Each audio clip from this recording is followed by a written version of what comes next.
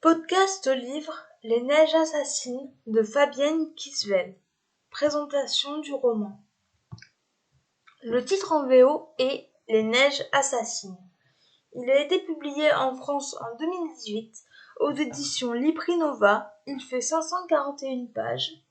Je lui ai mis la note de 5 sur 10 et le conseille aux jeunes adultes à partir de 16 ans. 4e de couverture. Dans Les Neiges assassines, nous retrouvons les protagonistes de L'homme en bas de chez elle, dans une formidable épopée humaine. Marie s'envole pour l'Afghanistan, retrouver l'homme qu'elle aime, et va être confrontée à son destin. Victime d'un tragique accident dans l'Hindoukouche, soutenue dans l'espoir de retrouver Mathieu, elle engage une terrible bataille pour sa survie. Partis à sa recherche, les héros seront entraînés dans l'horreur et devront livrer un combat sans merci pour braver tous les obstacles, captifs d'une nature profondément sauvage et hostile dans un pays en proie aux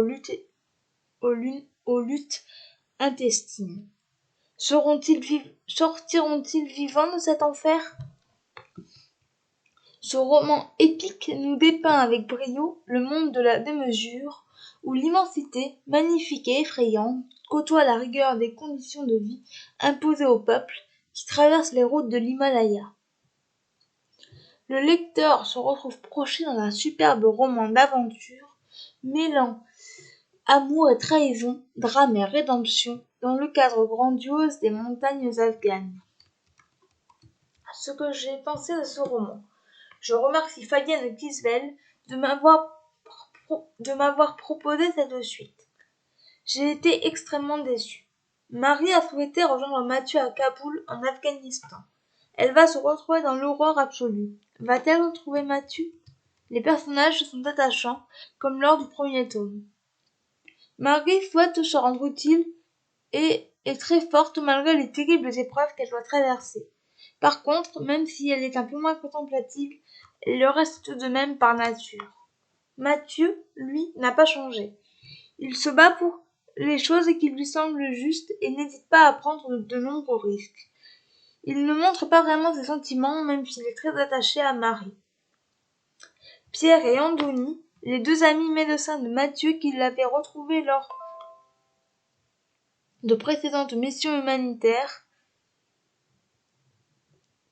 sont plus présents dans le récit. Ils prennent davantage d'ampleur. Andoni n'est pas sportif et aura tendance à se morfondre, mais il saura trouver des ressources. Pierre est plus dépassé, même si on le voit beaucoup dans la première partie du livre. Ces personnages principaux vont faire la connaissance de nombreux personnages secondaires, plus ou moins avenants, qui vont les aider dans leur périple. Ils sont développés. L'écriture de l'autrice est agréable, mais elle est redondante. Il y a à peu près toujours les mêmes descriptions. Le roman est divisé en 3 grandes parties, la première étant la plus longue. Les chapitres alternent les points de vue. La fin est bien mais sans plus. J'ai trouvé des longueurs, pour dire toute la vérité, car vous savez que je dis la vérité dans toutes mes chroniques, même quand on m'a fait parvenir le roman gratuitement, je me suis ennuyée et n'avais pas forcément envie de retourner à ma lecture. Pour moi, le premier tome, L'homme en bas de chez elle, se suffisait à lui-même. En résumé, une lecture très mitigée. Je remercie encore une fois Fabienne Kisvel pour l'envoi de ce roman. Extrait du livre. La conscience humaine est sans doute une des erreurs les plus tragiques de l'évolution. Nous sommes devenus trop conscients de nous-mêmes, voilà tout. La nature a créé un aspect d'elle-même qui ne lui appartient plus. Nous sommes des créatures qui ne devraient pas exister parce que nous passons notre temps à nous autodétruire. Les ténèbres gagnent toujours Andoni. Alors à quoi ça sert de lutter?